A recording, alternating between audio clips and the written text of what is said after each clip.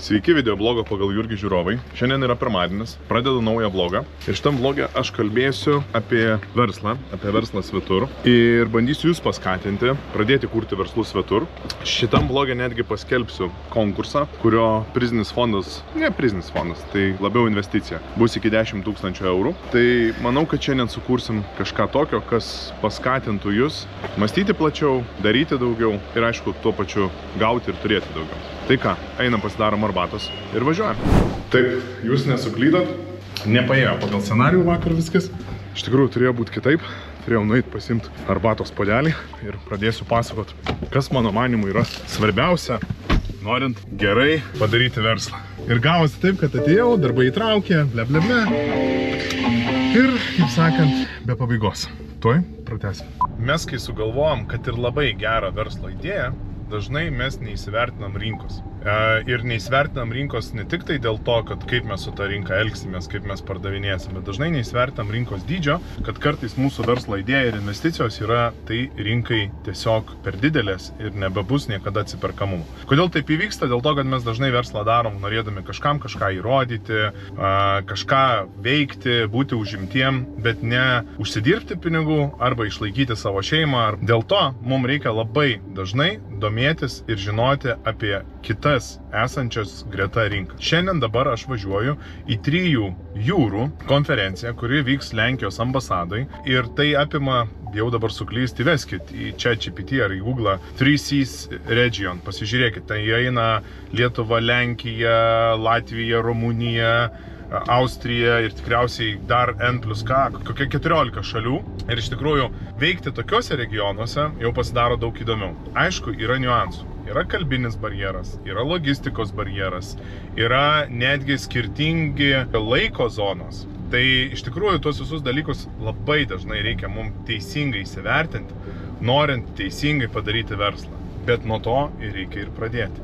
Įsivertinkit savo rinką, kurioje ketinate dirbti ir daryti savo verslą. Dabar esu Lenkijos ambasadoj, konferencijų salėj, kur bus sukviesti visų tų 3 jūrų regiono įmonių atstovai, politikos atstovai, galbūt kai kada ir tokie nuomonės formuotojai, ar ne, kaip šiuo atveju aš, pavyzdžiui.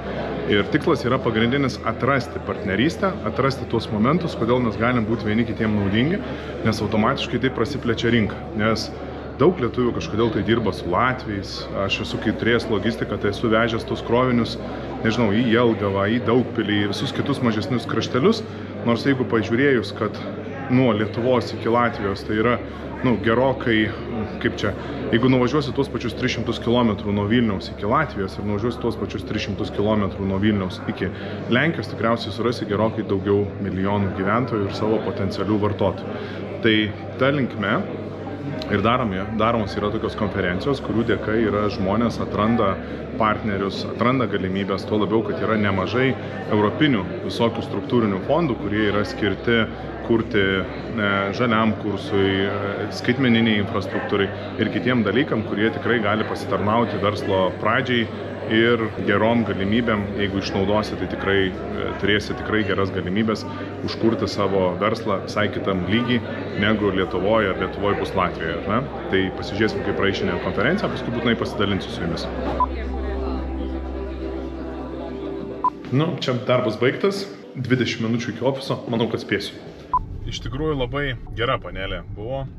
Tokia diskusija, aš moderavau, kalbėjo geležinkelio atstovas, Invegos atstovas, tada buvo traukinių dalių ir pačių garvežių gamintojas PESA, tada buvo Pilėja, tai yra elektriniai ir vandeniliu varomi automobiliai Lenkija, tada buvo Dancerbusas Alvydas, Klaipėda, Lietuvos, manau, kad inovatyviausias mašinų gamintojas, aš sakyčiau.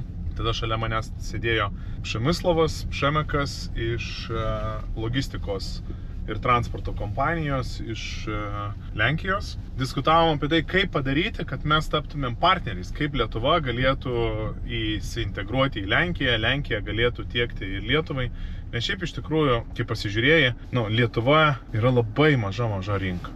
tikrai labai maža rinka. Bet mes lietuviai labai sunkiai, kaip čia savo logistiką organizuojam, sunkiai viską dar, jeigu atkreisit į produktus, pavyzdžiui, nueisit į parduotuvę ir pasižiūrėsit, atkreipkite dėmesį, kiek ant produktų yra užrašyta kalba lietuvių, rusų ten ir kokių nors vengrų ir kiek yra lietuvių ir lenkų kalbomis. Pamatysit, kad labai mažai produktų mes eksportuojam patys į Lenkiją arba į bent jau tas kitas 3 jūrų šalis, kur iš tikrųjų čia dabar eina tas politiškas dalykas, kad mes turėtumėm labiau koncentruotis, labiau susikaupti, labiau turėtumėm pradėti vertinti lokalius produktus, ta prasme, nepirkti vandens, kaip pavyzdžiui, tik sakau kaip pavyzdžiui, iš Ispanijos, o gerti vandenį iš Lietuvos ar bent jau iš Lenkijos, kad jis nebūtų taip iš toli transportuojamas ir tiek sudeginama daug kaštų, CO2 išmetama ir taip toliau. Tai iš tikrųjų čia viskas yra dėl to, kad galbūt mes neturim dar pakankamo suvokimo ir mums reikėtų daugiau padirbėti to klausimu, kaip pirkėjom, aš turiu omeny. O kaip pardavėjom, be abejo, kad mums reikia mokytis kalbų, ieškoti galimybių, kelių. Man tikrai patinka, aš dažnai proaktyvus.lt projekte dažnai susiduriu su verslininkais, kurie nori eiti į kitas rinkas. Ir man labai smagu, kad keletas iš jų net ketina ir keliauja, jau daro aiškius veiksmus po mūsų susitikimų į Lenkiją. Tai Lenkija, nors čia buvo tikrai Rumunijos ir Kroatijos atstovų, čia nereikia kabintis, kad čia tik tai Lenkija, bet Lenkija yra vis tik tai arti 40 milijonų turinti rinką. Nepasiduosim. Padarysim viską, kad turėtumėm didelės apyvartas, didelius verslus ir kurtumėm didelę pridėtinę vertę. Nes mes lietuviai greičiausiai produktus turim gaminti, kurie turi didelę pridėtinę, aukštą pridėtinę vertę. Mes tikrai nepakonkuruosim su kinais, mes tikrai nepakonkuruosim su tais pačiais lenkais, kokių nors plastikinių, kad ir tų lovelių gamyboj. Savaitgalį žmona sugalvojo auginti, reiškia, salotas, svogūnų laiškus, reiškia, lovelius.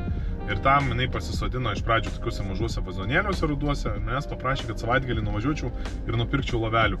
Jūs neįsivaizduojat, loveliai su lėkštelėm papačia 30 eurų, 3 loveliai. Tarsime, kosminė kaina yra labai brangu, didelis antkainis ir aš suprantu, kad mes nepakonkuruosim pasaulyje su tokių plastikinių detalių pardavimu ir gamyba, bet mes galim konkuruoti su ECMR diegimu, pavyzdžiui, EFTI reglamento atitikimu, ką aš ir noriu daryti transporto ir logistikos sektoriui. 6 ryto, išmetam tai, kas nereikalinga, pasiimam su savim tik tai, kas kuria vertę ir lekiam į Lenkiją. Šiandien iš tikrųjų turėtų būti visai įdomi ir produktyvi diena. Be abejo, kad susirinkimai su darbuotojais, kurie vargina ir atima daug jėgų, bet turėčiau aplankyti įmonę Belistocke, kuri užsiima ES finansavimu. Su jais kalbėsim apie skaitmenizaciją, transporto ir logistikos, pakalbėsim, kokios yra galimybės pasinaudoti kažkokiom programom Lenkijoje, nes jeigu sąžiningai Lietuvoje mes esam kelis kartus bandę, bet esam jau saugusi, ar kaip čia, brandi įmonė, daug metų, ten patirinti dabar sunkumų, žodžiu, labai daug programų ir daug galimybių, kaip Bunastai, tai visiškai atkrenta. Kiti mano startuoliai ir kitos įmonės, kuriuose aš esu investavęs ar susijęs, jos bando aktyviai dabar dalyvauti tose programuose, nes tos programos tikrai gali padėti ir naujas rinkas atsidaryti, ir naujus įrankius susikurti ir panašiai. Bunastai šiuo atveju yra šiek tiek sunkiau, bet jeigu aš neklystu, Lenkijoje tas yra skaičiuojama visai kitaip ir daroma kitaip. Ar tai yra tiesa, šiandien sužinosiu ir galėsiu su jumis pasidalinti. Vėlgi dar kodėl sakau, kad reikia dirbti ne vienoje rinkoje, nes iš tikrųjų tada atsiranda daug platesnės galimybės. Net ir ES finansavimu pasinaudoti, pabandysim, papasakosiu, gal ir pavyks. Tai dabar visai neilgas keliukas, 4 valandos ir aš būsiu savo ofise. Dievinu gerą orą, saulę. Dieve, tas pavasaris taip faina, gaila, kad vėjas yra, biški, jums pūsi mikrofoną. Tai žadėjau, tai ir pasidalinsiu. Turiu tokią idėją, save pats paskyriau ir laikau ambasadorium, reiškia skatintoju kurti verslus ir plėsti į kitas šalis, tai ypač į Lenkiją, nes čia daug laiko labai praleidžiu ir matau didelius tos rinkos potencialus. Tai noriu pasidalinti, į ką esu nusprendęs investuoti net 10, o gal ir daugiau tūkstančių eurų. Jeigu atsiras idėja, tai žiūrėkit, dėmesio. Jeigu turit gerą verslo idėją, kuri galėtų sinchronizuoti su mano turimais verslais, aš esu pasiruošęs ją apsvarstyti ir ją investuoti 10, gal šiek tiek daugiau 1000 eurų. Svarbu, kad jinai sinergizuotų su mano turimais verslais ir galėtų kurti vertę ne tik jums, bet ir man ir mano turimiem verslam.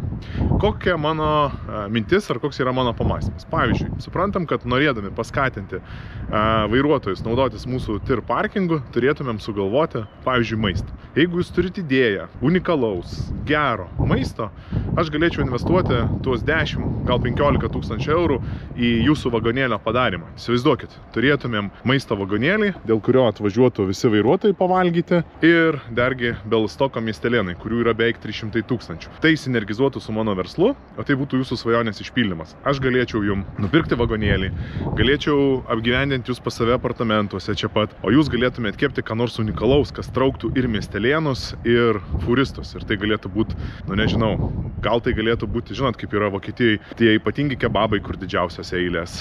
Gal tai galėtų būti kažkokie čeburėkai, ar kibinai, ar dar kažkas, ko Lenkijoje nėra ir ką valgo vairuotojai. Nors gal iš tikrųjų tai galėtų būti ir kokių nors auto dalių ar aksesuarų parduotuvė, kuri irgi galėtų lygiai taip pat būti aktuali ir traukti čia vairuotojus. Taip, kad aš esu pasiruošęs investuoti į jūsų verslo idėją. Tikrai nesiūlykite į prekybą, neisiu į kitus verslus, kurie visiškai nesinergizuoja ir nepadeda mano verslam, arba aš negaliu padėti su savo žiniom, tikrai nesvarstau. Bet jeigu turit verslo idėją, kuriai reikia 10-15 tūkstančių eurų investicijos ir galėtų būti plėtra į artimą šalį, pavyzdžiui, Lenkiją, tai aš mielai apsvarstysiu. Susisiekit su manim mano socialiniuose tinkluose, LinkedIn'e, Instagram'e ar Facebook'e ir mes mielai apie tai pasikalbėsim. O dabar aš einu dirbti savo vadovo darbo, pradėsiu nuo komandos susirinkimo, tada važiuosiu dėl europinių projektų pasikalbėti su vietinė agentūra, tada turėsiu dar 2 susirinkimus one-on-one su darbuotojais ir tada judinsiu savo kauliukus atgal į Vilnių. Tai geros dienelės Lenkijoje man. Liko vienas susitikimas ir tikiuosi, kad galėsiu savo kauliukus gabenti link Lietuvos. Žiauriai pavargau. Žinot, svetima kalba, dar jungiasi ant anglų, ant lenkų, ant rusų. Tai čia toks multifunkcionumas, bet vėl paišėm Ukrainą. Mėgstu aš paišyti, aš labai daug sugalvoju piešdamas. Bet jeigu norit, kad būtų kokybė, mano aiškus patarimas, pasiruoškit. Improvizacija gerai, bet tai yra, kai prie pasiruošto gero turinio yra improvizacija, tai yra visiškai sėkmė. O kai yra tik tai improvizacija, tai va tai būna kaip su vlogais. Kada tu turi mintį, kada esi ją apgalvojęs, biškai pasirašęs, vlogas šauna į viršų nerealiai. O kai tu improvizuoji, pasiėmęs kamerą, kažką reikia pasakyti ir padaryti, visą laiką yra problema. Tai turėkit tą omeny ir nepasiduokit. Prisiminiau, kad turiu papasakoti apie europinius fondus, nes buvau įmonėj, kuri rašo, reiškia, paraiškas gauti europinį finansavimą. Nežinau, ar jūs susidūrė, bet aš jau kurį laiką pastebiu, kad rinkoje atsirado tokių įmonių, kurios medžioja būtent tokius projektus. Tai yra, kaip čia pasakyti, projektų medžiotojai. Jie jokių veiklų nevysto, bet jie ieško kokių idėjų, gerų minčių ir tada pagal tas mintis, idėjas rašo ofigienus projektus, gauna finansavimus. Tai šiandien labai panaši buvo įmonė. Yra įsikūrus savo nuosavam, tokiam paprastam ofise. Labai norėjau gražiai pafilmuoti, bet pamiršau kamerą ofise. Ir ką su jais pavyko sukalbėti? Pavyko sukalbėti, kad sako, Jurgiukai, pranašiai taip ir sakė, nes aš čia, sakant, žinot, Lenkijoje tai esu tik Jurgiukas, Lietuvoje tai esu didelis Jurgis. Tai sako, žiūrėk, jeigu tavo projektas būtų, bent jau 15 milijonų zlotų, mes tikrai pasvarstytumėm, kaip čia su jumis lietuviais dirbti. Sakau, ne, mes Lenkai, bet sakau, mum maksimum dabaigti mūsų visas sistemas, mum maksimum reikia 320 tūkstančių. Sakau, mes jau čia pasiskaičiavom su 30% lubom, kad brangs, kad keisis, kad nepavyks iš pirmo karto. Ir čia aš įjungiau viską, ką aš esu jums vardinęs projektuose. Tai yra OCR-as, kuris nuskaito nuo fotografijų nuskanų duomenis. Čia yra dirbtinis intelektas, kuris skaito mailus ir nusprendžia, kokiam skyriui pasiūsti.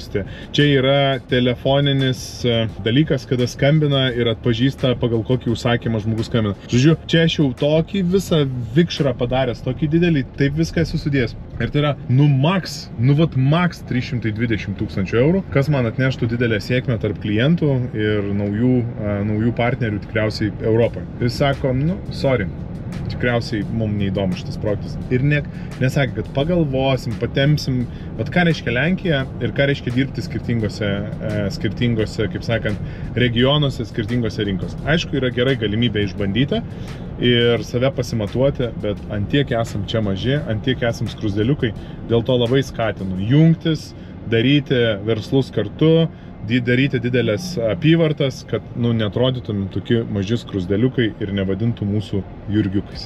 Visų pirma, labai noriu smarkiai Jums padėkoti, mano mėly žiūrovai, už tai, kad Jūs labai įsitraukė ir bandėt spręsti mano parkingo pardavimų didinimą. Tai labai džiaugiuosi už tikrai tokią auditoriją, kuri žino ir supranta. Kokias išvadas aš padariau?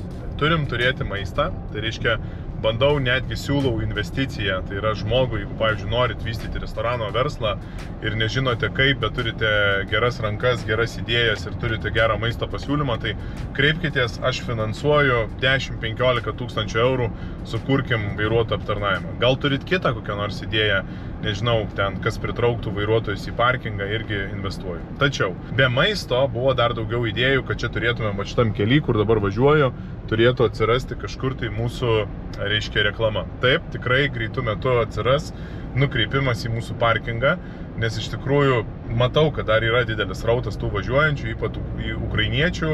Nežinau, kodėl jie čia per Belastoką važiuoja, bet matyti jiem taip patogiau, taip jie nusprendė, tai pabandysim juos bent jau susirinkti šitus nuo gatvės. Buvo idėjos, kad turėtumėm atsirasti visose programėlėse, žinokit, prieš kokius 2 metus tą darbą esu padaręs. Tai jeigu nerandat kažkur, tai pasakykit, būtinai liepsiu administratoriai pataisyti, nes esu tą užduotį davęs ir tikrinęs, kad tikrai veikia.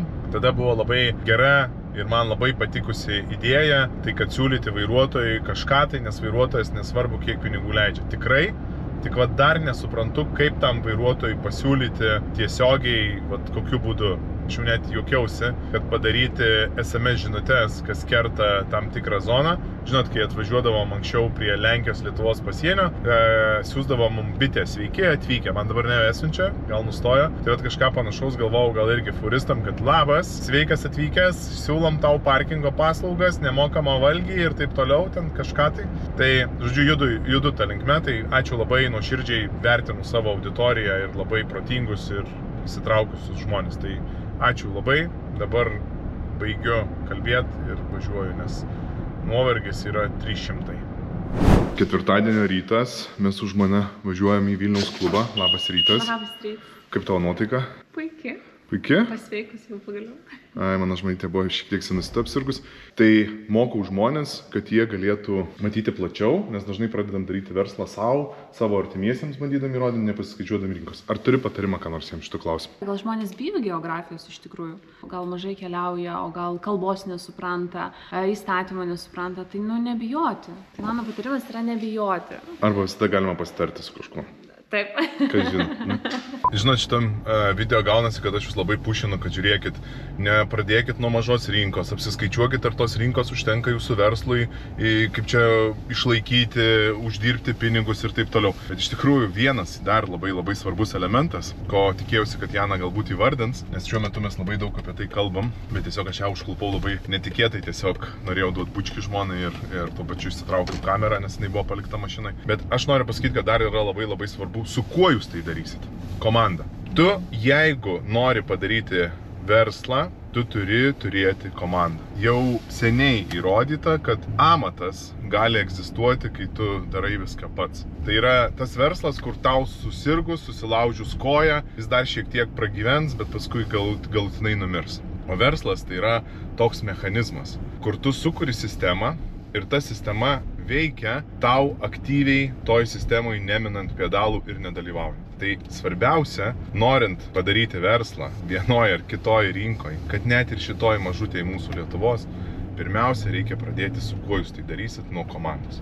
Ir čia yra sunkiausias dalykas, ko mes verslininkai nemokam. Mes verslininkai esam vieniši, mes esam vilkai, mes nenorim dalinti savo mintim, savo idėjom. O kaip mums tada sudominti, suinteresuoti žmogų iš pašalies, kad jisai imtųsi mums labai svarbaus projekto.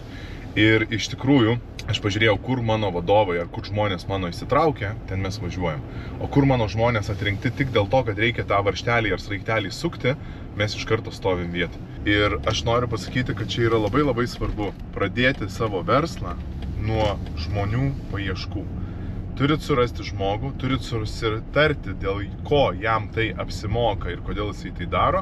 Ir maždaug apsitarti, kiek laiko jisai tai darys. Žinokit, irgi labai svarbu apsitarti, kiek laiko jisai tai darys, nes aš paaiškinsiu. Pradžioj reikia vienų savybių, vėliau verslui pagavus tam tikrą pagreitį, įsivyščius, reikia kitų savybių. Labai puiku, jeigu tas žmogus gali atidarė jums Lenkiją, relokuotis į Vokietiją, atidarė jums Vokietiją, relokuotis į Angliją. Bet dažniausiai taip nebūna. Tai dėl to jūs turit abu savo pasakyti, kad žiūrėk, mes tarėmės, nes tu turi tokias savybės ir tu žinai, ką daryti. O paskui, kai padarysim, mes turėsim ieškoti kito sprendimo ir tada tas pavyks. Tai žinokit, hintas, bet tai, kad mes labai dažnai pradedam verslą neįsivertinę, kokioj teritorijoje, kiek mes uždirbsim ar kiek yra potencialių žmonių, esate tikriausiai ne kartą pastebėję kebabų kioską, kuris atsidaro jūsų rajone ir paskui užsidaro. Kodėl? Jisai nepasiskaičiavo, kiek yra kebabo valgytojų tame rajone ir taip toliau ir panašiai. Tai, bet dar kitas dalykas, jeigu jisai būtų pradėjęs daryti tą kebabų kioską su žmogum gyvenančiam tam rajone ir tas žmogus greičiausiai jam būtų pasakęs, ei bičiuli, pas mus visi valgo kasadilijas, niekas nevalgo kebabų. Va taip ir panašiai, tie mūsų verslai kuriasi ir daro. Dabar lekiu į Vilniaus klubą, nes esu labai išvargęs, išsikrovęs ir noriu pasikrauti ne tik tai tų verslininkiškų dalykų, noriu pasikrauti ir kaip čia, morališkai, kultūriškai ir energetiškai. Tai už tai Vilniaus klubas aš ateinu. Mes čia turim tokią Vilniaus bendruomenę, kuri rūpinasi Vilniaus kultūros išsaugojimu. Čia dvaras, čia iš tikrųjų labai gražios patalpos, didelės. Čia buvę, dvaras tikriausiai reikia sakyti, gal rūmai, nežinau kaip čia iš tikrųjų pagal tas visus apibrėžimus, bet Umestovskių tokios šeimos pasilikę labai gražūs rūmai. Ir jie iš tikrųjų, dabar priklauso Vilniaus klubui, kuris iš tikrųjų čia tikrai labai daug ir gražių dalykų daro. Smagu, kad esam su žmona to klubo dalimi, bet ir net šitam klube kalba apie tai, kad iš tikrųjų reikia neit paviršių. Reikia vis tik skirti laiko ir įsigilinti. Ir šiandien buvo arkivyskupas, kadangi šiandien yra didysis ketvirtadienis Lietuvoje, tai yra prieš pat Velykas, tai šiandien arkivyskupas irgi labai kalbėjo apie tą, kad mes labai dažnai norim paviršium nuėję kažką padaryti. Ir va tas paviršium tai ir būna ta pirminė tokia mintis, fantazija, idėja, o kada tu pradedi gilintis, tai va yra jau tas ne paviršium ėjimas. Tai labai linkiu mums visiems neiti paviršium, o sugebėti, rasti, išmokti, kaip įsigilinti ir kaip sakant, suprasti tą pačią pagrindinę esmę. Tai va čia šios dienos mintis, kurią išsinešu iš būtent mūsų Vilniaus klubo pusryčių su arkivyskupu. Dabar pats svarbiausias dalykas apie konkurso arba investicijos sąlygas. Tai jeigu jūs turite verslo idėją, veikiantį verslą, norite jį tiražuoti, norite išplėsti į kitas šalis, pavyzdžiui, Lenkiją, ir tai galėtų sinergizuoti su mano verslais. Pavyzdžiui, mane domina maitinimo paslaugos, mane domina paslaugos vairuotojams ir tai galėtų būti išnaudojama abipusiai naudai mano ir jūsų verslai. Aš esu pasiruošęs investuoti nuo 10 000 eurų į jūsų verslo idėją, jeigu mes galim ją pritaikyti abipusiai sinergijai. Aišku, kad reikėtų parašyti jurgiotv@gmail.com, kokią verslo idėją, kokios investicijos reikia, koks atsiperkamumas, kokia sinergija. Ir sekančiam bloke aš aptarsiu tas visas idėjas, pasvarstysiu, o gal ir su tais nugalėtojais, prizininkais netgi susitiksiu ir padarysim trumpą video ir įdėsim į sekantį mūsų video. Tai jeigu turite verslo idėją, kuri reikia investicijos 10, 15 gal tūkstančių eurų ir jinai matot, kad turi ateitį kitoj šaly, rašykit, susisiekit ir mes pažiūrėsim, ką galim padaryti kartu. Šitą savaitę man gausi tokia komandos savaitė. Vadovų stiprinimo, paieškos, idėjų, bendradarbiavimo, diskusijų, kas už ką atsakingas. Tokia tikrai stipri savaitė. Rezultatai irgi yra ir džiaugiuosi naujais žmonėm, džiaugiuosi, aišku, augančiais pardavimais. Toks jau, žinai, yra šiek tiek pergalių, dėl to ir nuotaika, ir mano ta komunikacija visai kita, nes anksčiau buvo tokio daug negatyvo, daug nusivylimo. O dabar reikia tik tai skirtingose dalykuose dar labai reikia daug pastangų, tokių kaip finansavimas, tokių kaip projektų įgyvendinimas, išsireikalavimas, kad tie projektai būtų įgyvendinti. Bet dabar bus šiek tiek ilgo savaitgalio, bus poilsio, geras laikas laukia, aš manau. Tai ačiū, kad žiūrėjot, einu užbaigti penktadienį ir eiti į ilgai savaitgalį švęsti. Iki.